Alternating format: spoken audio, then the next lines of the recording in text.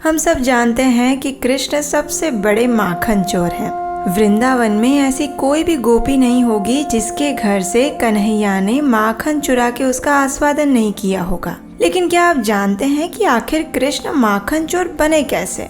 वो कौन सा दिन और कौन सा क्षण था जब उन्होंने पहली बार माखन चुराया था? तो चलिए आने वाली जन्माष्टमी के उपलक्ष्य में हम उजागर करते हैं उस रहस्य को और बताते हैं आपको कि आखिर ये नटखट चोरों का राजा कैसे बना।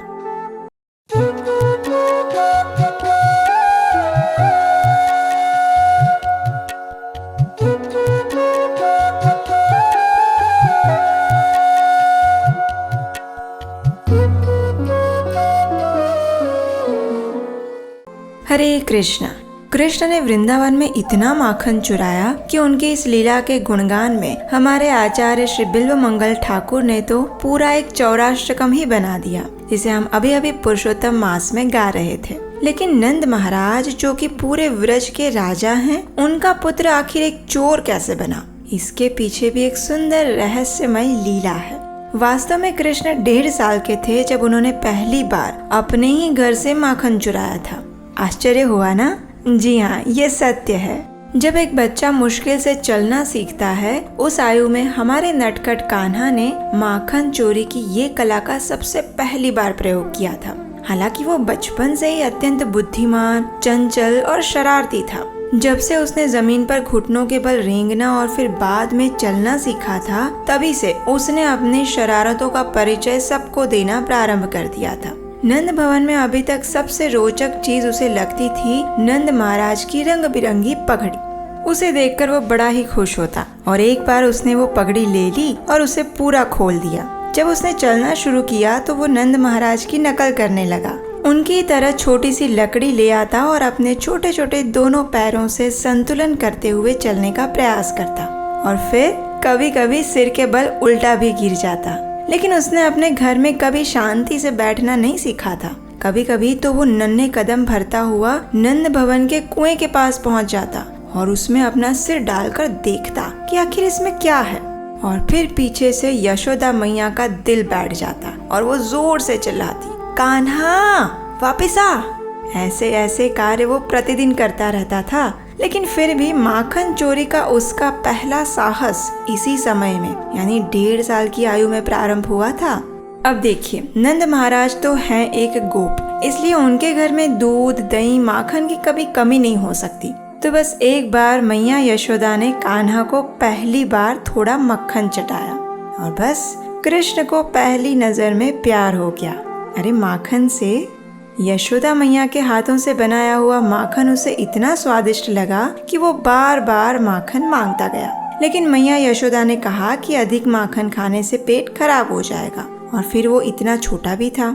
लेकिन बस उस दिन से ऐसा लग रहा था मानो कान्हा ने अपने जीवन की सबसे बड़ी खोज कर ली हो और वो थी माखन की खोज। उसी दिन और उसी पल से चतुर कृष्ण की नजरें पूरे नंद भवन में माखन को ही ढूंढती रहती थी। अपने नन्हे कदमों से वो पूरे नंद भवन में घूमता रहता और ढूंढता कि ये माखन का भंडार कहाँ रखा हुआ है। और आखिरकार उसे वो कमरा मिल गया जिसमें माखन रखा हुआ था। फिर क्या, चोरी का महा अभियान प्रारंभ हो गया। एक दिन दोपहर के समय नंद भवन में सभी लोग विश्राम कर रहे थे। लेकिन इस नन्हे से नटखट को नींद कहाँ आएगी, तो बस वो धीरे से चुपके से अपने कमरे से बाहर निकला। उसने अपने आसपास चारों ओर देखा कि कोई उसे देख तो नहीं रहा है और फिर वो धीरे धीरे उस माखन वाले कमरे की ओर आगे बढ़ा। द्वार पर पहुंचकर फिर एक बार कृष्ण ने चारों ओर देखा और इस बात की पुष्टि की कि कहीं किसी की नजर उस पर तो नहीं है ना। जब कोई नहीं दिखा तो बस फिर वो घुस गया उस माखन वाले कमरे में। सामने ही स्वादिष्ट और मुलायम ताजे मक्खन का घड़ा पड़ा हुआ था। फिर क्या, नेकी और पूछ उसने सीधा अपना एक हाथ उस मटके में डाला और उसमें से माखन निकाला। यशोदा मैया के हाथों से बने हुए स्वादिष्ट माखन को देखते ही जैसे कान्हा के मुंह में पानी छूटने लगा। उसने अपनी आंखें बंद की और उस माखन का आस्वादन करने के लिए उसे अपने मुंह में रखा। मुंह में रखते ही माखन पिघलने लगा और कान्हा एक अलौकिक दुनिया में चला गया। मानो वो स्वयं उस स्वादिष्ट मुलायम मक्खन की लहरों पे तैर रहा था। एक के बाद एक करके उसने बार बार अपने छोटे छोटे हाथों से उस मटके से माखन निकाला और उसका आस्वादन करता गया। फिर जब उसने फिर एक बार आंख बंद करके माखन निकालने के लिए मटके में हाथ डाला तो उसका हाथ जमीन पर पटक गया। उसने सोचा, अरे ये अचानक में माखन की लहरों पर तैरते हुए जमीन पर कैसे गिर पड़ा। उसने अपनी आंखें खोली तो वहाँ से मटका अदृश्य हो चुका था और सामने यशोदा मैया खड़ी थी। बस कान्हा की तो बोलती बंद हो गई। माखन का आस्वादन उसे भारी पड़ गया। अब तो मैया आ गई। अब मैया को अपने बचाव में कुछ तो कहना पड़ेगा ना। तो बस ये नटखट स्वयं की सफाई देने के लिए कुछ नई तरकीब सोचने लगा कि आखिर कैसे मैया यशोदा को समझाया जाए कि उसने माखन नहीं खाया है। और भरी दोपहर में जब सब सो रहे थे उस समय वो अकेला यहाँ माखन के कमरे में क्या कर रहा था। यशोदा मैया की क्रोध भरी तीखी नजरें कन्हैया को और ज्यादा घबराहट में डाल रही थी। फिर किसी तरह उसने कहना शुरू किया, मैया मैं तो। उतनी ही देर में मैया उसे डांटने लगी, अरे ओ कान्हा, तू तो मेरे साथ में सोया हुआ था ना, फिर इतनी देर में तू यहाँ कैसे पहुँच गया और क्या कर रहा है इधर, बताना जरा।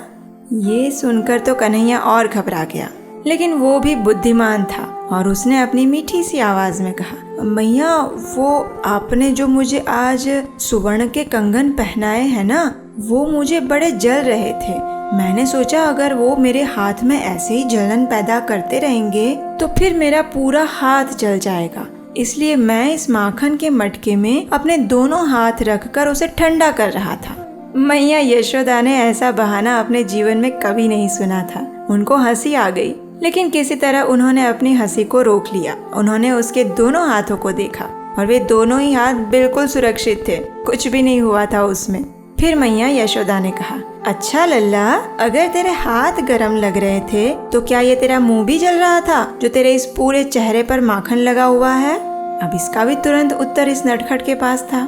उसने कहा, नहीं नहीं मैया, वास्तव में जब मैं इस माखन के अंदर रखकर अपने हाथों को शीतल कर रहा था तो उसी समय एक चींटी मेरे चेहरे पर आ गई। मैंने उसे हटाने के अनेक प्रयास किए, लेकिन वो जा ही नहीं रही थी।